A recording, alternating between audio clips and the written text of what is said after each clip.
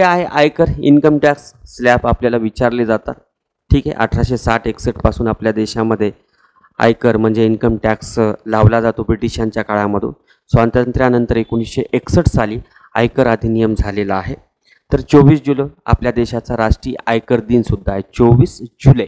Okay, तर या अर्थसंकल्पामध्ये 2020-21च्या अर्थसंकल्पामध्ये आयकर आता सर्वांसाठी समान आहे, पुरुष महिला असा काही भेद नाही.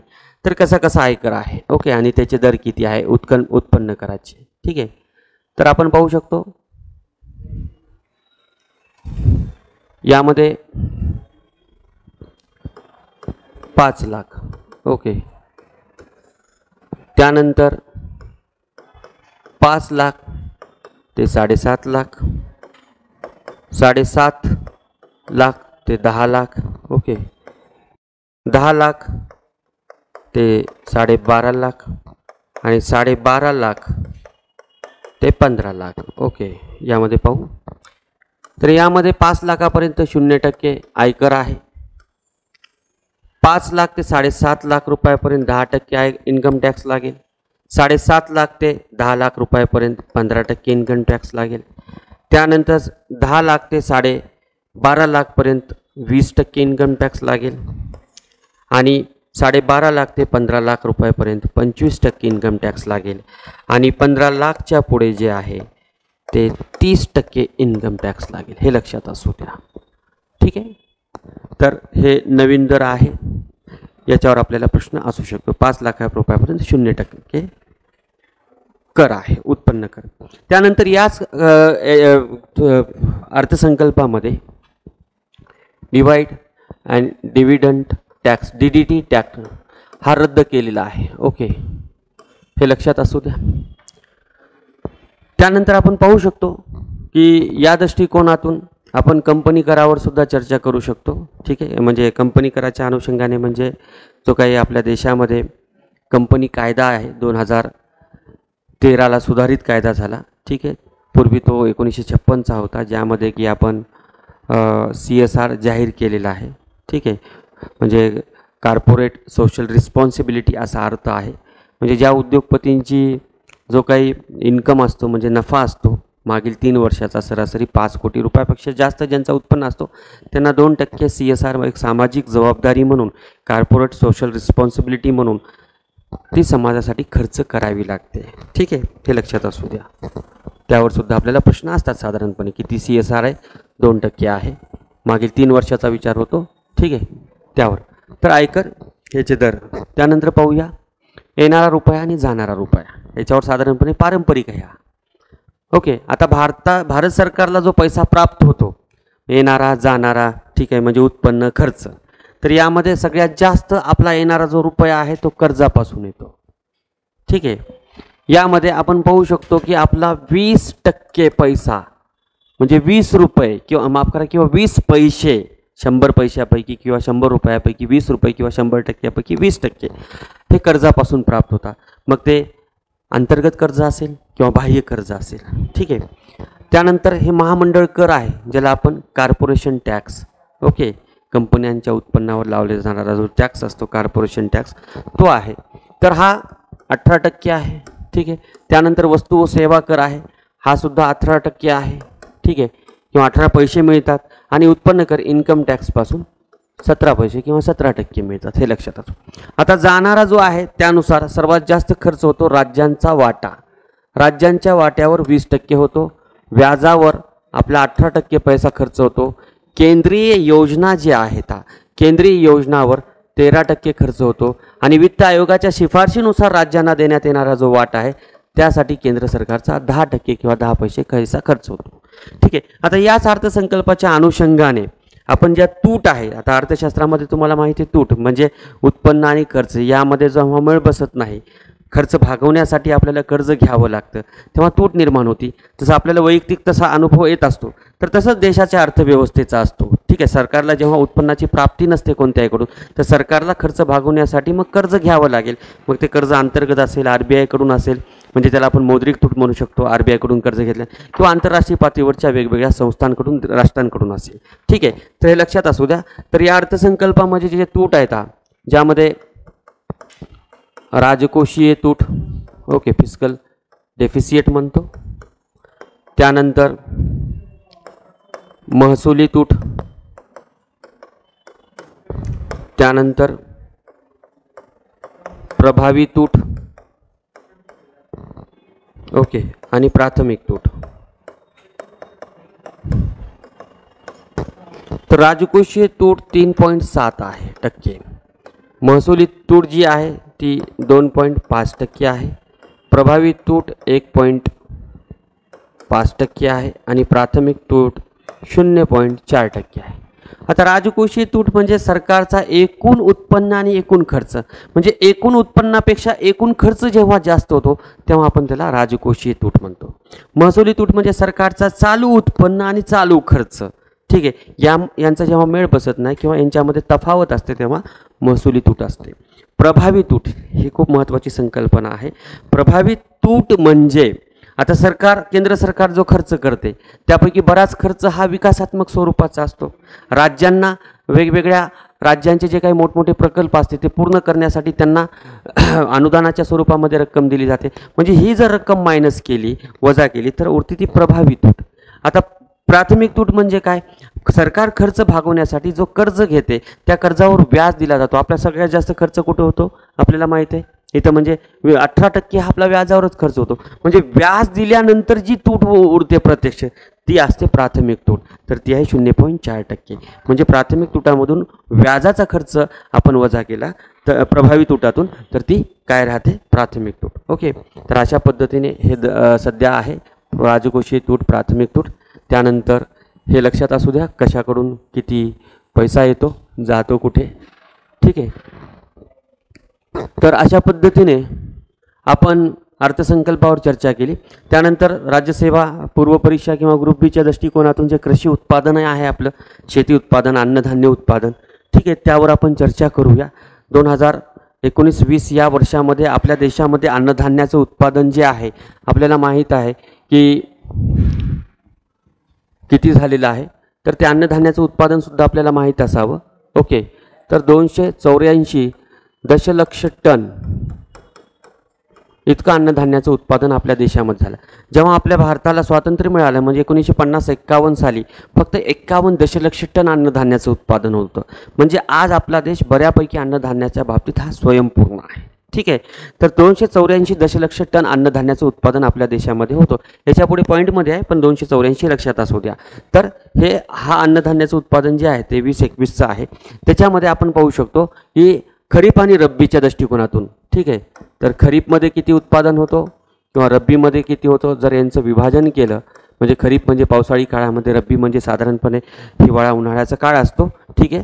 तर यापैकी 141 दशलक्ष टन अन्नधान्याचं उत्पादन खरीपमध्ये होतं आणि 143 दशलक्ष टन अन्नधान्याचं उत्पादन हे रब्बीच्या काळामध्ये होतं. तर रब्बीमध्ये जास्त अन्नधान्याचं उत्पादन होतं. तर यामध्ये आपण पाहू शकतो जे वेगवेगळं अन्नधान्याचं उत्पादन होतं त्यापैकी तांदळाचं उत्पादन हे सर्वात जास्त होतं आपल्या देशामध्ये. तांदूळ उत्पादन भारताचं जे आहे अंतर्गत सगळ्यात जास्त होतो. 116 दशलक्ष टन अन्नधान्य फक्त पैकी म्हणजे तांदळाचं आहे 116, ठीक आहे, 116 दशलक्ष टन. त्यानंतर गव्हाचं 102 दशलक्ष टन आहे. त्यानंतर इथे भरड धान्य जे आहे ज्यामध्ये ज्वारी, बाजरी यासारख्या पिकांचा समावेश होतो, तर हा 43 दशलक्ष टन आहे. मक्याचं उत्पादन जे आहे तर या ठिकाणी 17 दशलक्ष टन आहे, कारण की मक्याची सुद्धा भाकर केली जाते, ठीक आहे. त्यानंतर आपल्याला माहिती आहे की डाळ, आता डाळीच्या उत्पादनामध्ये भारत तर जगात प्रथम क्रमांकाचा देश आहे, हे लक्षात असू द्या, ठीक आहे. आपल्या देशामध्ये 2000 म्हणजे माफ करा म्हणजे भरड धान्याचा विषय निघाला होता, तो मी तुम्हाला नंतर सांगेल. ओके, तर डाळीचं उत्पादन जे आहे आपल्या देशामध्ये 23 दशलक्ष टन होतो, हे लक्षात असू द्या, 23 दशलक्ष टन. ओके, 17 दशलक्ष टन, 43, 102 आणि 116, ठीक आहे. तर अशा पद्धतीने डाळ या उत्पादनामध्ये भारत हा जगातला प्रथम क्रमांकाचा राष्ट्र आहे, परंतु आपली फार मोठी लोकसंख्या असल्यामुळे आपल्याला बऱ्याच राष्ट्राकडून डाळींची आयात करावी लागते. उत्पादनात प्रथम क्रमांक आहे जगामध्ये डाळीच्या, तरी पण आपली गरज भागवण्यासाठी आपण आयात करतो, ठीक आहे. काहींची निर्यातसुद्धा करतो, व्यापार करतो.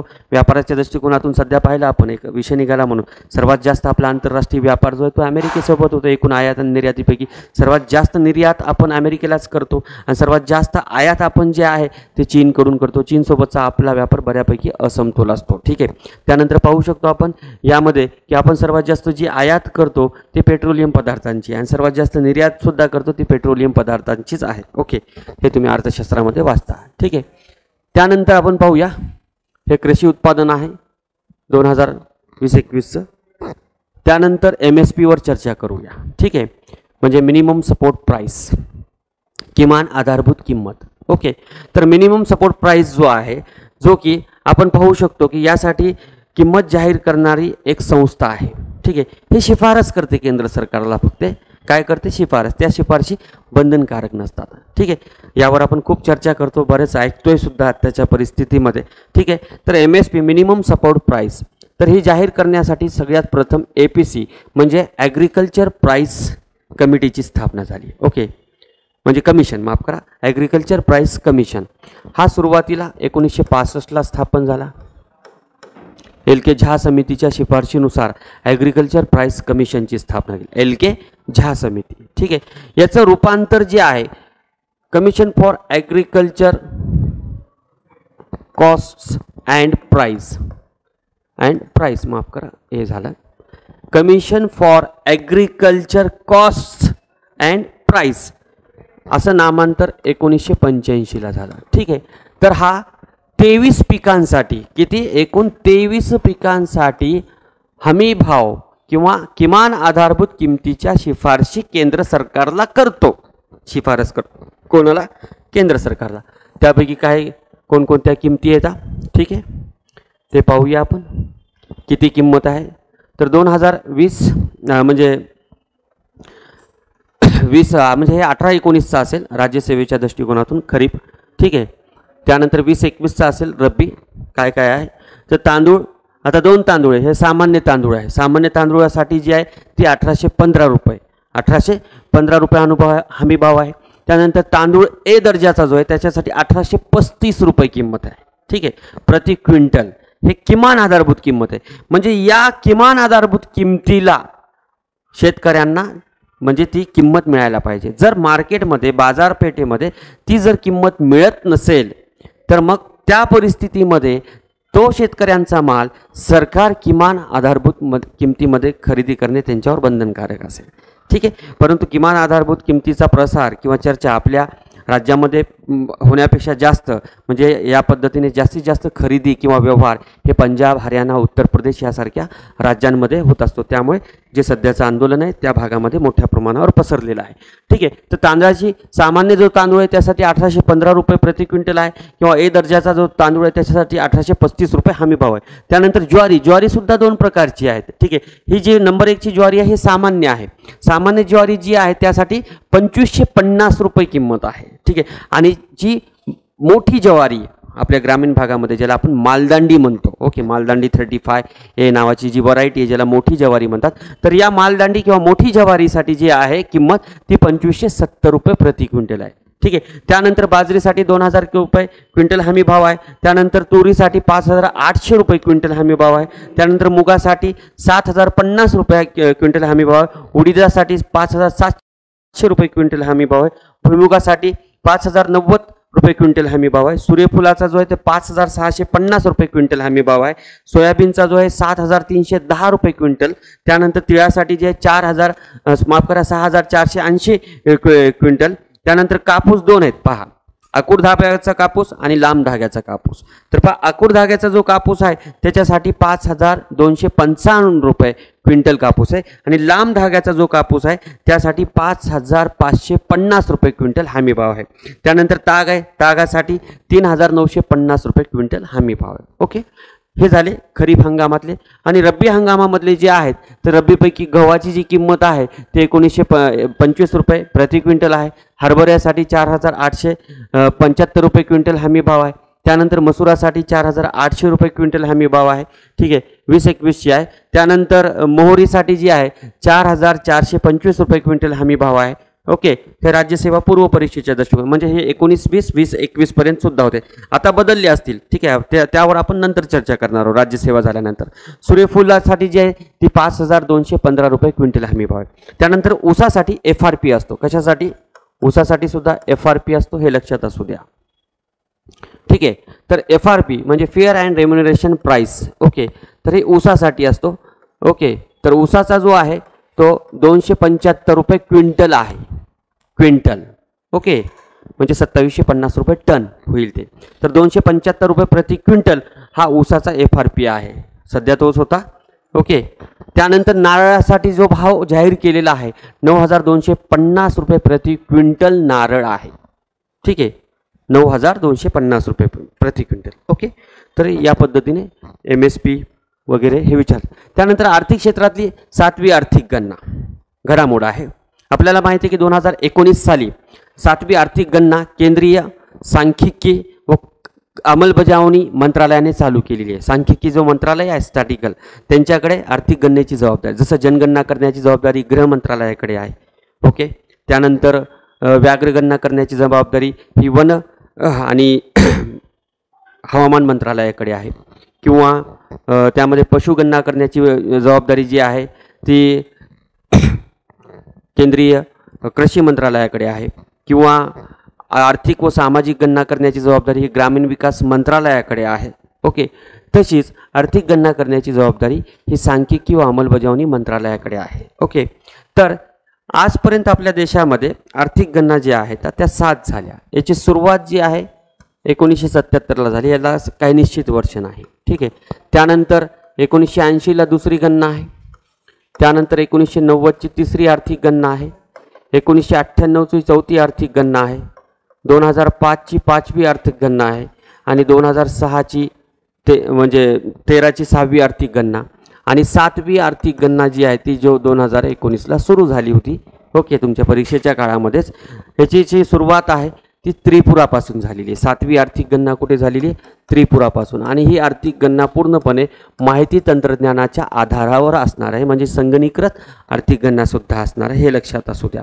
या माध्यमातून देशाला वेगवेगळ्या राज्यांमध्ये सध्या परिस्थितीमध्ये असलेले मोठे उद्योग, छोटे उद्योग, कुटीर उद्योग, ठीक आहे, किती आहेत, त्यामध्ये किती लोकसंख्या काम करते, किती उद्योग बंद पडले किंवा आजारी आहेत, म्हणजे सध्या स्थिती उद्योग या क्षेत्राची कशी आहे याची परिपूर्ण माहिती सरकारला प्राप्त होते, आणि त्या माहितीच्या आधारे सरकार पुढच्या धोरणासाठी म्हणजे काम करू शकतो किंवा धोरण आखू शकतो. ठीक आहे, तर 7वी आर्थिक गणना ही 2019ला सुरू झालेली आहे. ओके, त्याची अंतिम आकडेवारी आता होईल जाहीर, तर त्यावर तर आर्थिक गणना हे साधारणपणे 1977ला सुरू झालेली आहे. त्यानंतर पुढचे पाहू आपण, भारत नेपाळ तेल पाईपलाईन. ओके, आपण पाहू शकतो की 2019ला भारताने नेपाळला पाईपलाईनचा टाकून दिलेली आहे. तर बिहारमधला मोतीहारा शहर आहे, आणि नेपाळमध्ये अमलेखगंज. ओके, तर हे भारत, बिहारमध्ये असलेलं हे नेपाळ. या दरम्यान 69 किलोमीटर लांबीची पेट्रोल डिझेल पुरवठा करणारी पाईपलाईन हे फक्त 69 किलोमीटर लांबीची पाईपलाईन आहे. ठीक आहे, ज्याची निर्मिती भारताने करून दिलेली आहे. ओके, ती सुरू झालेली 2019ला. या आर्थिक दृष्टिकोनातून नेपाळला पेट्रोल डिझेल खूप महत्त्वाचं आहे, आणि त्याची गरज भारतच पूर्ण करतो. ठीक आहे, तर ही डायरेक्टली पाईपलाईन मोतीहारा जो आहे बिहारमधला त्या शहरापासून 69 किलो, अमलेखगंज हे नेपाळमधलं शहर आहे, हे लक्षात असू द्या. ठीक आहे, तर ही एक महत्त्वाची आर्थिक क्षेत्रातली घडामोड आहे. त्यानंतर पाहूया मंगोलिया तेल शुद्धीकरण. ओके, तर मंगोलिया जो देश आहे त्या देशामध्ये सुद्धा भारताने एक ऑइल रिफायनरी निर्माण करून दिलेली आहे तेल शुद्धी प्रकरण. ठीक आहे, तर डार्नी नोवा नावाचं शहर आहे. ओके, डार्नी नोवा या शहरामध्ये मंगोलियामध्ये ही रिफायनरी आपण निर्माण केली आहे. त्यानंतर आर्थिक क्षेत्रामध्ये कंपनी कायदा, जे मी तुम्हाला सांगितलं की 2013ला नवीन कंपनी कायदा आलेला आहे. त्या नवीन कंपनी कायद्यानुसार CSR जो आहे म्हणजे कॉर्पोरेट सोशल रिस्पॉन्सिबिलिटी, जे असतो तो एकूण म्हणजे मागील 3 वर्षाच्या 5 कोटी रुपये जर नफा होत असेल तर त्या नफ्याच्या आधारे 2% CSR खर्च करावा. किती टक्के? 2%. हे लक्षात असू द्या. मागील 3 वर्षाच्या नफ्याचा विचार केला जातो. ठीक आहे. हा कंपनी कायदा आहे 2013चा. त्यानंतर लोह पोलाद उत्पादनात 2019 मध्ये जर पाहिलं आर्थिक क्षेत्रामध्ये खूप महत्त्वाची घडामोड गेली की भारत या लोह पोलाद उत्पादनामध्ये सुधारणा झालेली आहे. ठीक आहे. तर पूर्वी भारताचा लोह पोलाद उत्पादन जो आहे त्यामध्ये 3रा क्रमांक होता. आता भारत यामध्ये 2ऱ्या क्रमांकावर गेलेला आहे. पहिला चीन आहे, दुसरा भारत आहे. ओके. आणि जो 2रा क्रमांकावर होता तो 3ऱ्या क्रमांकावर गेला. तिथे जपान आहे आणि 4थ्या क्रमांकावर अमेरिका आहे. हे 4 राष्ट्र आपल्याला माहीत असावेत. तर भारताचा क्रमांक 2019 साली लोह पोलादाच्या उत्पादनामध्ये पोझिशन 2 झालेली 3 वरून. ठीक आहे. तर हे महत्त्वाची आहे. त्यानंतर इथे विद्युत उत्पादन दिलेलं आहे. 2019 साली भारतामध्ये 3,73,370 मेगावॅट ऊर्जेचं उत्पादन होत आहे. ठीक आहे. त्यापैकी सर्वात जास्त जे विद्युत उत्पादन आहे ते औष्णिक क्षेत्रापासून होतं. हे माहीत आहे आपल्याला. नंबर 1 आहे. ओके. त्यानंतर क्रमांक 2ची जर पोझिशन पाहिली तर ती आहे नवीनीकरणीय ऊर्जा. म्हणजे यामध्ये पवन ऊर्जा, सौर ऊर्जा, कचऱ्यापासून ऊर्जा, ठीक आहे, समुद्राच्या लाटापासून ऊर्जा, भूऔष्णिक ऊर्जा, अशा वेगवेगळ्या ऊर्जा साधनांचा समावेश होतो. पोझिशन 2. 3ला येते जलविद्युत. ओके. आणि 4ला अणुऊर्जा. ओके. यामध्ये हे 63% आहे. जवळपास पॉईंट होतील इकडे तिकडे. ठीक आहे. हे 22% आहे, हे 12% आहे. ओके. आणि हे 1.9% आहे. ठीक आहे. म्हणजे 2% आहे जरा. तर अशा पद्धतीने औष्णिक, त्यानंतर नवीनीकरणीय ऊर्जा साधने ऊर्जा, त्यानंतर जलविद्युत आणि ऊर्जा, हे 4 क्रम आपल्याला माहिती. आता 2019 मध्ये 19-20 मध्ये आपण पाहू शकतो की आशिया खंडातला सर्वात मोठा सौर ऊर्जा प्रकल्प सुरू झाला आणि पंतप्रधानांच्या हस्ते त्या प्रकल्पाचं उद्घाटन सुद्धा झालेले. मध्य प्रदेशमध्ये रेवा 750 मेगावॅटचा हा आहे. मध्य प्रदेशमध्ये रेवा हा आशिया खंडातला सर्वात मोठा सौर ऊर्जा प्रकल्प आहे जो निर्माण झालेला आहे. ठीक आहे. 750 मेगावॅटचा विचारला तर, कारण की असं वन लाइनर क्वेश्चन कधी कधी आपल्याला असतात. ठीक आहे. त्यानंतर पाहूया पुढचा मुद्दा. पुढचा मुद्दा आहे नाबार्ड आणि नॅशनल हाऊसिंग बँक. आता हे का चर्चेमध्ये होतं तर माहिती आहे, मागच्या वर्षी म्हणजे 2019ला आपण पाहू शकतो की नाबार्ड आणि NHB मधला जो RBIचा मालकी हक्क होता, जो भांडवलाचा वाटा होता, त्याची विक्री आता RBIने करून टाकलेली आहे. ठीक आहे. केंद्र सरकारने RBIचा वाटा खरेदी केलेला आहे. आता RBIचा पूर्वी SBI मध्ये सुद्धा वाटा होता, म्हणजे SBI state bank of India किंवा नाबार्डमध्ये. ओके. त्यानंतर नॅशनल हाऊसिंग बँकमध्ये. ओके. म्हणजे यामध्ये RBI सुद्धा मालक होती आणि RBI काय एक नियामक संस्था आहे. ठीक आहे. म्हणजे उदाहरण कसे, नियामक संस्था कोणते कोणते पहा. RBI एक नियामक संस्था आहे. त्यानंतर यामध्ये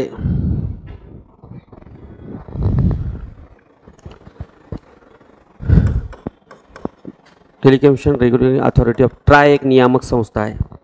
त्यानंतर इरडा एक नियामक संस्था आहे. ओके. सेबी एक नियामक संस्था आहे. हे नियामक संस्था आहे त्या त्या क्षेत्रात, मी सांगेल नंतर. पहा, SBI, नाबार्ड आणि NHB या बँकांमध्ये RBI सुद्धा मालक होती. आणि RBI काय, ही बँकांची बँक आहे किंवा बँकिंग क्षेत्रामधली एक नियामक संस्था, रेग्युलेटरी बॉडी आहे. तर जेव्हा एखादी नियामक संस्था हे नियामक संस्था म्हणून काम करते तेव्हा ती मालक असू शकते नाही किंवा ती व्यवसाय करू शकत नाही. म्हणजे एकाच वेळेस ती नियामक संस्था आणि मालक अशा 2 भूमिका पार पाडू शकत नाही. तर 1998 साली नेमण्यात आलेल्या नरसिंहम समितीने त्यावेळेस शिफारस केली होती की RBIने 2 भूमिका पार पाडू नये. तर RBI ज्या बँकांमध्ये मालक आहे त्यामधला जो त्याचा मालकी वाटा आहे किंवा मालकी हिस्सा आहे त्याची विक्री करून टाकावी. तर आपल्याला माहीत आहे की RBIने SBI मधली जी जवळपास 59% SBI मध्ये वाटा होता, ओके, त्याची विक्री केलेली आहे 2007 साली. आपल्याला माहिती आहे 2007 साली. त्यानंतर नाबार्डमध्ये सुद्धा, नाबार्डमध्ये RBIचा जवळपास 72% वाटा होता. ओके. 72 1% वाटा होता, त्यापैकी 71% वाट्याची विक्री तर 2010 सालीच RBIने केंद्र सरकारला केलेली आहे आणि 1% जो उरला होता नाबार्डमधला तो वाटा RBIचा केंद्र सरकारने 2019 साली खरेदी केलेला आहे. आणि नॅशनल हाऊसिंग बँक, ठीक आहे, म्हणजे गृहनिर्माण क्षेत्रातली ही सर्वोच्च वित्तीय संस्था आहे. ओके, यामध्ये 100% ही RBIच्या मालकीची संस्था होती, म्हणजे 100% मालक RBI स्वतः होते. तर यामधला सुद्धा 2019 साली केंद्र सरकारने RBIचा वाटा 100%ला 100% खरेदी केलेला आहे. तर 2019च्या राज्यसेवेच्या दृष्टिकोनातून हा महत्त्वाच्या वित्तीय संस्थांमधली जी काही RBIची गुंतवणूक होती किंवा मालकी होती किंवा वाटा होता त्याचा खरेदी भारत सरकारने केलेली आहे. तर यांच्याविषयी आपण थोडक्यात सांगू. स्टेट बँक ऑफ इंडिया आपल्याला माहीत आहे, ठीक आहे, म्हणजे याचे सध्याला अध्यक्ष जे आहेत ते रजनीश कुमार आहे. त्यानंतर नॅशनल बँक फॉर म्हणजे ॲग्रिकल्चर अँड रुरल डेव्हलपमेंट, ज्याची नाबार्ड, ज्याची 12 जुलै 1982ला स्थापना आहे, ठीक आहे. हर्षकुमार भानवाला त्याचे अध्यक्ष आहेत, हे लक्षात असू दे, आपल्याला विचारतात. नाबार्ड हे कृषी आणि ग्रामीण विकास क्षेत्रातली सर्वोच्च संस्था मानली जाते. ओके, त्यानंतर नॅशनल हाऊसिंग बँक जी आहे, जी दिल्लीमध्ये याचं हेडक्वार्टर आहे. ओके, ही गृहनिर्माण क्षेत्रातली भारतातली सर्वोच्च वित्तीय संस्था आहे. ठीक आहे, तर मी तुम्हाला नियामक संस्थांविषयी थोडक्यात सांगत होतो. रेग्युलेटरी ज्या काही संस्था आहेत त्यामध्ये RBI जी आहे ती बँकिंग क्षेत्रातली आहे. ओके, नियामक संस्था. TRAI, telecommunication regulatory authority of India, हे दूरसंचार क्षेत्रातली आहे. ओके, त्यानंतर IRDA जी आहे, Indian regulatory insurance regulatory development authority, ही जी आहे ती विमा क्षेत्रातली आहे.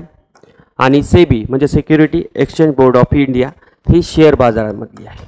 Okay, share market. तर ह्या महत्त्वपूर्ण नियामक संस्था त्या विशिष्ट क्षेत्रातल्या आहेत जे साधारणपणे आपल्याला विचारल्या जातात. ठीक आहे, त्यानंतर पुढचा मुद्दा पाहूया, महत्त्वपूर्ण आर्थिक संस्था. ओके, तर आर्थिक क्षेत्रामधल्या IMF, IBRD यावर तर आपण चर्चा केलेलीच आहे. ठीक आहे, पण बाकीच्या ज्या आहे वर्ल्ड ट्रेड ऑर्गनायझेशन किंवा एशियन, ADB, नाफ्टा याविषयी आपण थोडक्यात चर्चा करू. ठीक आहे, तर WTO वर्ल्ड ट्रेड ऑर्गनायझेशन, कारण की ह्या दोन संस्था आपल्या झालेल्या आहेत. तर वर्ल्ड ट्रेड ऑर्गनायझेशन विषयी आपण चर्चा करू. ठीक आहे, मागच्या पेजवर वर्ल्ड ट्रेड ऑर्गनायझेशन, जागतिक व्यापार संघटना, मुळामध्ये याची जी स्थापना 1948 साली गॅट या नावाने झाली होती. ठीक आहे, त्यानंतर 1986 ते 84 या काळामध्ये जी काही बैठक झाली होती म्हणजे उरुग्वे राऊंड, ठीक आहे, त्या राऊंडमध्येच त्या गॅटचं रूपांतरण WTO मध्ये करण्याची घोषणा केली गेली. त्यानुसार 1 जानेवारी 1995 रोजी या संघटनेची स्थापना झालेली आहे. ठीक आहे, 1 जानेवारी 1995ला. ओके, भारत हा गॅट आणि WTO या दोन्ही संस्थांचा संस्थापक सदस्य देश आहे. ठीक आहे, भारत काय आहे, याचा फाउंडर मेंबर आहे. अशा विधानाच्या स्वरूपामध्ये सुद्धा प्रश्न विचारला गेला होता. ओके, याचं जे मुख्यालय आहे ते जिनिव्हामध्ये आहे, जिनिव्हामध्ये. त्यानंतर याचे सदस्य जे आहे सध्याला ते 164 आहे. ओके, यांच्या सदस्यांवर सुद्धा प्रश्न विचारले जातात. तर 161, 162, 163 आणि 164. ओके, तर 161वा सदस्य हा सेशल्स आहे. 162वा सदस्य हा कझाकिस्तान आहे. त्यानंतर 163वा सदस्य हा लाटाविया आहे आणि 164वा सदस्य हा अफगाणिस्तान आहे. ठीक आहे, अफगाणिस्तान हा 164वा आहे. आणि 165व्या सदस्यासाठी अर्ज केलेला आहे दक्षिण सुदानने. ठीक आहे, सध्या ते प्रक्रियेमध्ये आहे. तर हे सदस्य 164 आहे. ठीक आहे, त्यानंतर याचे जे महासंचालक असतात WTOचे, ठीक आहे, त्यांच्याविषयी आपण चर्चा करू. ओके, याचे जे महासंचालक असतात त्यांचा कालावधी हा 4 वर्षांचा असतो. किती? 4 वर्षे. ओके, 1995 साली जेव्हा WTO अस्तित्वात आलं तेव्हा त्याचे पहिले महासंचालक हे पीटर सुदरलँड होते. सुदरलँड हे पहिले महासंचालक आहे. त्यानंतर आपण पाहू शकतो की आपल्या आता राज्यसेवा परीक्षेच्या काळामध्ये रॉबर्ट आयझविडो होते आणि आपल्याला माहिती आहे की कोरोनाच्या काळामध्ये यांनी या पदाचा राजीनामा दिलेला आहे. परंतु राज्यसेवेच्या दृष्टिकोनातून जर विचार केला तर आपल्याला रॉबर्ट आयझविडो यांच्यावरच फोकस करावं लागेल. ठीक आहे, हे ब्राझीलचे होते. ओके, आणि सध्याला जे झालेले आहेत ग्रुप बीच्या दृष्टिकोनातून सुद्धा जर विचारलं तर त्यामध्ये नगोजी ओंकोजी इविला ह्या 7व्या महासंचालक झालेल्या आहेत आणि ह्या WTOच्या पहिल्या महासंचालक आहेत. ठीक आहे, ते आपण राज्यसेवेनंतर त्यांच्यावर चर्चा करू. तर रॉबर्ट ॲझ्बिडो हे याचे महासंचालक होते 6वे. ठीक आहे, ब्राझीलचे. त्यानंतर आता WTOच्या स्थापना करण्यापाठीमागे जो प्रमुख उद्देश होता तो संपूर्ण जगामध्ये मुक्त स्वरूपाचा व्यापार निर्माण करणे. आणि WTOचा भारत आणि पाकिस्तान दोन्ही राष्ट्र सदस्य असल्यामुळे भारताने 1996 साली पाकिस्तानला मोस्ट फेवर्ड नेशनचा दर्जा दिला होता. ठीक आहे, हे लक्षात असू द्या, हे चर्चेमध्ये होतं कारण की मागच्या वर्षीच भारताने पाकिस्तानचा मोस्ट फेवर्ड नेशनचा दर्जा हा काढलेला आहे. ओके, आपल्याला माहिती आहे ही महत्त्वपूर्ण घटना आहे. 1996 साली आपण दर्जा दिला, 2019 साली आपण पाकिस्तानचा तो दर्जा काढून घेतलेला आहे. त्यानंतर WTOच्या जागतिक स्वरूपा म्हणजे जागतिक पातळीवर मुक्त स्वरूपाचा व्यापार व्हावा यासाठी बैठका होत असतात, ज्याला आपण मंत्रिस्तरीय परिषदा म्हणतो. ओके, मंत्रिस्तरीय मिनिस्टरियल कॉन्फरन्स असतात, परिषदा असतात मंत्रिस्तरीय, आणि ह्या मंत्रिस्तरीय परिषदा दर 2 वर्षांनी होतात साधारणपणे. ओके, तर याची जी पहिली परिषद आहे आपल्याला राज्यसेवा असेल किंवा मेन्स असेल, पुढे ग्रुप बीची असेल, ASO माफ करा STI किंवा राज्यसेवा मेन्स, ह्या सगळ्यालाच ह्या परिषदा विचारल्या जातात. 1996ची परिषद असेल, 1998ला आहे, 1999ला आहे, 2001ची आहे, त्यानंतर 2003, 2005, त्यानंतर 2007ला झाली नाही, 9ला, त्यानंतर 2011, त्यानंतर 2013, 2015, 2017 आणि 2020. ओके, ही पण झाली नाही आणखीन कोरोनाच्या कारणामुळे. 19ला ती झाली नाही, 19 ऐवजी ती 17ला घोषित झाली होती. ठीक आहे, म्हणजे 20ला. तर 1996ची ही जी पहिली परिषद आहे मंत्रिस्तरीय परिषद ती सिंगापूरला झाली होती. कुठे? सिंगापूर. एकतर बाकीच्या सरळ सेवा आहेत त्यांना पहिली कुठे झाली किंवा 17ची कुठे झाली होती अर्जेंटिनामध्ये. ओके, किंवा 20ची कुठे होणार तेवढी माहीत पाहिजे, परंतु आपल्याला राज्यसेवा किंवा ग्रुप बीच्या परीक्षेच्या दृष्टिकोनातून ह्या सगळ्या परिषदा माहीत असणं आवश्यक आहे. तर 1996 साली WTOची ही पहिली परिषद झाली सिंगापूरमध्ये. त्यानंतर 1998ची परिषद ही जिनिव्हामध्ये झाली, 1999ची परिषद हे सिएटल अमेरिकेमध्ये झाली, 2001ची परिषद दोहा कतारमध्ये झाली, 2003ची परिषद ही कॅन्कुनमध्ये झाली मेक्सिकोमध्ये, 2005ची परिषद ही हाँगकाँग चीनमध्ये झाली, 2007ला परिषद झाली नाही कारण की विकसित आणि विकसनशील राष्ट्रामध्ये अनुदानावरून वाद निर्माण झाला, त्यामुळे ती परिषद 2009 आणि 11 ह्या जिनिव्हामध्ये झाल्या. 2013ची परिषद ही नैरोबीमध्ये झाली. ठीक आहे, केनियामध्ये.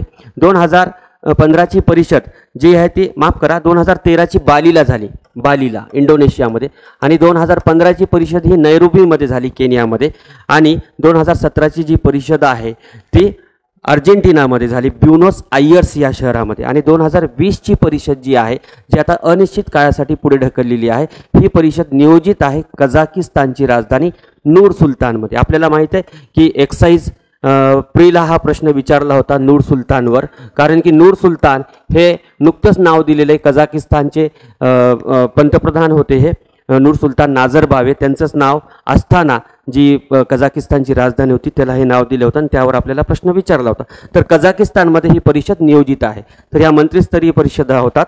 ठीक आहे, तर व्यापारामधले जे अडथळे आहे राष्ट्रांमध्ये ते दूर करण्यासाठी किंवा अनुदानावरून जो काही वाद आहे तो दूर करण्यासाठी या परिषदा साधारणपणे दर 2 वर्षांनी आयोजित केल्या जातात. ओके, त्यानंतर आपण पाहू कोणता मुद्दा, WTO झाला. एशियन. ओके, हे व्यापार क्षेत्रातल्या संस्था पाहतो. एशियन म्हणजे association south east Asian nation. ASEAN ही संघटना खूप महत्त्वाची आहे, म्हणजे दक्षिण पूर्व आशिया खंडातले जे राष्ट्र आहेत ज्यामध्ये एशियन. ओके, आपल्याला राज्यसेवा 2013ला एशियनवर प्रश्न होता त्याचे संस्थापक वगैरे कोण आहे म्हणून. ठीक आहे, म्हणजे association for south east Asian nation. Okay, ही संघटना जी आहे त्याची स्थापना 8 ऑगस्ट 1967ची आहे. ठीक आहे, याचं मुख्यालय जाकार्तामध्ये आहे. जाकार्ता जी इंडोनेशियाची राजधानी आहे. पण आपल्याला माहिती आहे की 2019च्या काळामध्ये या राजधानीचं ठिकाण, कारण की या शहरामध्ये फार मोठ्या लोकसंख्ये म्हणजे वाढल्यामुळे शहरावर अतिरिक्त ताण निर्माण झाल्यामुळे बोर्निया बेटामध्ये कालिमंटन या ठिकाणी इंडोनेशियाने राजधानी स्थलांतरित करण्याचा निर्णय सुद्धा घेतलेला आहे. जाकार्तामध्ये याचं हेडक्वार्टर आहे. याचे सदस्य संख्या एकूण 10 आहेत. आपल्याला राज्यसेवा पूर्व परीक्षेला याचे संस्थापक विचारले होते. ठीक आहे, 10 सदस्य आहेत. याचे संस्थापक 5 आहेत. एक आहे इंडोनेशिया. ठीक आहे, त्यानंतर मलेशिया, फिलिपाईन्स, त्यानंतर थायलंड आणि सिंगापूर हे 5 याचे सदस्य राष्ट्र आहे. बँकॉक घोषणापत्राने एशियनची स्थापना झाली. त्यानंतर यामध्ये नवीन 5 ॲड झाले, ज्यामध्ये ब्रुनई, कंबोडिया, लाओस, व्हिएतनाम आणि म्यानमार. ओके, तर अशा पद्धतीने 10 राष्ट्र आहे. भारत आणि एशियन व्यापार फार मोठ्या प्रमाणावर होतो. त्याशिवाय भारत आणि एशियनमध्ये जी संबंधाला सुरुवात झाली होई ती 1992 साली. ओके, आपल्याला माहीत आहे की 2017-18च्या जितक्या राज्यसेवा किंवा MPCच्या परीक्षा झाल्या, खास करून मुख्य परीक्षा, त्यामध्ये एशियनवर बऱ्याच वेळेस प्रश्न होतात. कारण की 2017चा जो काळ होता तो भारत एशियन रिलेशनशिप संबंधाचा 25 वर्षाचा काळ होता, म्हणजे रौप्य महोत्सवी वर्ष होता. आणि आपल्याला माहिती आहे की आपण खास करून एशियन या संघटनेला 2018 साली प्रजासत्ताक दिनाचे प्रमुख पाहुणे म्हणून निमंत्रणसुद्धा दिलं होतं. म्हणजे भारताच्या इतिहासामध्ये ही पहिली वेळ होती की एकाच वेळी एकापेक्षा जास्त राष्ट्रांना आपण प्रजासत्ताक दिनाचे प्रमुख पाहुणे म्हणून आमंत्रण दिले होते, ज्यामध्ये की हे 10 राष्ट्राचे प्रमुख 2018 साली उपस्थित होते.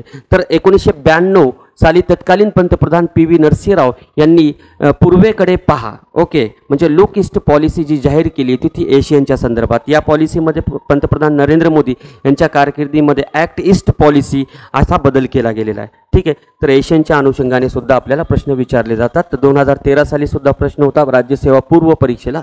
ओके, त्यानंतर पुढची संस्था कोणती आहे? ADB, Asian development bank. Okay, तर एशियन डेव्हलपमेंट बँक ADB, ठीक आहे, आशिया प्रशांत क्षेत्रातल्या राष्ट्रांचा विकास करण्यासाठी एशियन डेव्हलपमेंट बँकेची स्थापना ही 19 डिसेंबर 1966ला झालेली आहे. ओके, भारत याचा संस्थापक राष्ट्र आहे. सध्या याचे 68 राष्ट्र म्हणजे सदस्य आहेत. याचं मुख्यालय मनिलामध्ये आहे, मनिला फिलिपाईन्समध्ये. ठीक आहे, फिलिपाईन्सची राजधानी आहे. ओके, जपानचा मोठा वाटा असल्यामुळे ह्याचं अध्यक्षपद जपानकडेच असतो. तर सध्या जे अध्यक्ष आहेत, ओके, या संघटनेचे, तर ते आहे मात्सुओ असाकावा. हे नाव लक्षात असू द्या, मात्सुओ असाकावा. ओके, हे जपानचे व्यक्तिमत्व तुमच्या परीक्षेच्या काळामध्येच ADBचे अध्यक्ष झालेले आहे. ओके, तर एशियन डेव्हलपमेंट बँक 68 राष्ट्र आहे, एक वित्त संस्था आहे आशिया खंडातली एशियन डेव्हलपमेंट बँक. त्यानंतर पुढची संस्था आहे नाफ्टा. ओके, तर या संस्था आपल्याला एकदा विचारलं होतं, म्हणजे North America free trade area. Okay, नाफ्टाचे मेंबर्स खालीलपैकी कोण नाही म्हणून असा प्रश्न आपल्याला होता. ठीक आहे, तर 1992 साली उत्तर अमेरिका खंडातल्या राष्ट्रांनी मुक्त व्यापार सुरू करण्यासाठी नाफ्टाची स्थापना केली होती, north America free trade area. तर याच्यामध्ये अमेरिका, कॅनडा आणि मेक्सिको हे 3 राष्ट्र आहेत 1992ला. ओके, मुक्त व्यापार निर्माण करणे, हे शेजारी राष्ट्र उत्तर अमेरिका खंडातले. तर 3 राष्ट्र, चौथा जे राष्ट्र असेल ते विसंगत असेल. 1992 साली याची स्थापना आहे. ठीक आहे, त्यानंतर Asian Pacific economic cooperation, Asia संघटनामध्ये म्हणजे पॅसिफिक महासागरामध्ये 1989 साली याची स्थापना झालेली आहे. 21 राष्ट्र, याचा भारत सदस्य नाही. ओके, तर याचं मुख्यालय सिंगापूरमध्ये आहे. तर एशिया पॅसिफिक इकॉनॉमिक कोऑपरेशनची स्थापना त्या भागामध्ये मुक्त व्यापार धोरण सुरू करणे. ठीक आहे, त्यानंतर European union. Okay, European union आपल्याला चर्चेमध्येच असते, बऱ्याच वेळेस यावर प्रश्न विचारलेला आहे. आता मागच्या वर्षी रीतसरपणे ब्रिटन युरोपियन युनियनमधून बाहेरसुद्धा पडलेला आहे. युरोपियन युनियनची जी स्थापना 1958ची आहे. ओके, 1958ची. त्यानंतर याचे जे संस्थापक राष्ट्र आहे, ज्यामध्ये पश्चिम जर्मनी आहे, फ्रान्स आहे, त्यानंतर इटली, बेल्जियम, नेदरलँड आणि लक्झेंबर्ग असे 6 राष्ट्र आहेत. ओके, सध्या याची सदस्य संख्या 27 आहे. ओके, 27 सदस्य संख्या आहे. मुख्यालय याचं बेल्जियममध्ये आहे. बेल्जियमची जी राजधानी ब्रुसेल्स या ठिकाणी मुख्यालय आहे. ओके, आणि युरोपियन युनियनचं स्वतंत्र चलनसुद्धा आहे, ज्याचं युरो नाव आहे. आत्तापर्यंत 19 राष्ट्रांनी युरोचा म्हणजे चलन म्हणून स्वीकार केलेला आहे. आणि शेवटचा जो राष्ट्र आहे तो लिथुआनिया आहे, 19वा. हे लक्षात असू द्या. 1999 पासून युरो हे चलन सुरू झाले.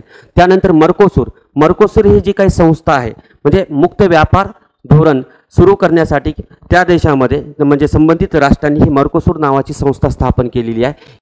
या संस्थेची जी स्थापना आहे ती 1996ची आहे. ठीक आहे, ही संस्था जी आहे ती दक्षिण अमेरिका खंडातल्या राष्ट्रांची आहे. यामध्ये 5 राष्ट्र आहेत, त्यामध्ये ब्राझील आहे. ठीक आहे, अर्जेंटिना, उरुग्वे, पराग्वे आणि व्हेनेझुएला. व्हेनेझुएला जो आहे तो सध्या मर्कोसूरमधून बाहेर पडलेला आहे 2016 साली. ठीक आहे, हे 5 राष्ट्र होते, सध्याला 4 राष्ट्र आहेत. तर त्यामध्ये ब्राझील, अर्जेंटिना, उरुग्वे आणि पराग्वे. ओके. तर 1996 मर्कोसूर. त्यानंतर ओपेक. ओपेक हा तेल उत्पादन करणाऱ्या राष्ट्रांचा समूह आहे. 1961ची ओपेकची स्थापना आहे. ठीक आहे. यामध्ये आपण पाहू शकतो याचे जे संस्थापक राष्ट्र आहे यामध्ये Iran, Iraq, Kuwait, Saudi Arabia आणि व्हेनेझुएला. ओके. हे 5 राष्ट्र याचे संस्थापक. Iran, Iraq, Kuwait, Saudi Arabia आणि व्हेनेझुएला. सध्या याचे राष्ट्र 13 आहे. आपल्याला माहिती आहे की 2020 साली 1 जानेवारीला यामधून म्हणजे 13 तर सध्या आहे, त्यावेळेस यामधून इक्वेडर हा बाहेर पडला आणि 1 जानेवारी 2019ला कतार बाहेर पडला. म्हणजे राज्यसेवेच्या दृष्टिकोनातून हे दोन्ही महत्त्वाचे आहेत. 1 जानेवारी 2019ला यामधून कतार बाहेर पडला, 1 जानेवारी 2020ला त्यामधून इक्वेडर हा बाहेर पडलेला आहे. कारण की त्या राष्ट्रांनी तेलाचं उत्पादन कमी केलेलं आहे. म्हणजे ज्या राष्ट्रांची तेल उत्पादन करून स्वतः गरज भागून निर्यात करण्याची क्षमता आहे अशा राष्ट्रांची संघटना आहे organization of petroleum export countries. ठीक आहे. तर यामध्ये सध्या 13 राष्ट्र आहे. Okay. SAARC, south Asia association for regional corporation. सार्कवर आपल्याला बऱ्याच वेळेस प्रश्न असतो. दक्षिण आशिया प्रादेशिक सहकारी संघटना, याची स्थापना 1985ची आहे आणि याचं मुख्यालय जे आहे ते काठमांडूमध्ये, नेपाळमध्ये.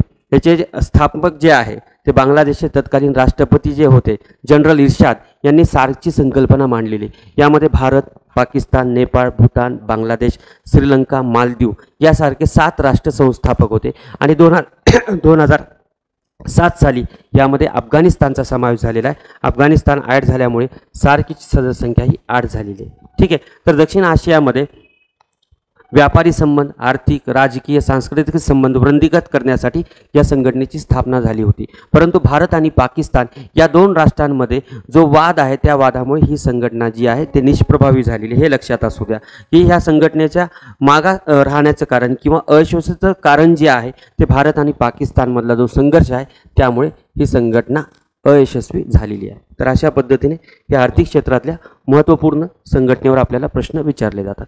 तर या ठिकाणी आपण थांबूया. काही महत्त्वपूर्ण जे काय राज्यसेवेचे आणखीन कंटेंट आहे ते 1 ते 2 लेक्चरमध्ये पुढे कंप्लीट होतील. धन्यवाद.